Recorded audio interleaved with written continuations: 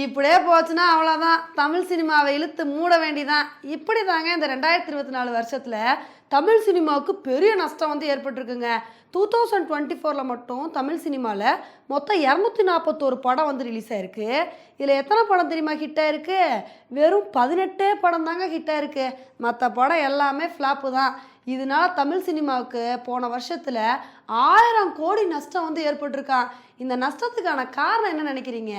இவங்க இஷ்டத்துக்கு ஒன்று அரைச்சமாகவே அரைச்சிக்கிட்டு படம் எடுக்கிறது, எப்படி எடுத்தாலும் மாஸ் ஹீரோஸை வச்சு படம் எடுத்தா மக்கள் பார்த்துருவாங்க, இதை வச்சு காசு அள்ளிடலான்னு சொல்லி இது மாதிரி படம் எடுக்க வேண்டியது.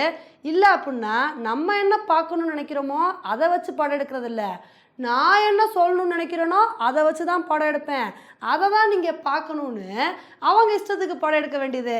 இப்படிலாம் நீங்கள் படம் எடுத்துக்கிட்டே இருப்பீங்க, மக்கள் ஒரு கட்டத்தில் உஷாராக மாட்டாங்களா? அதனால தான் இப்போ மக்கள் உஷாராயிட்டு அவங்களோட படத்தை பார்க்குறதே இல்லை.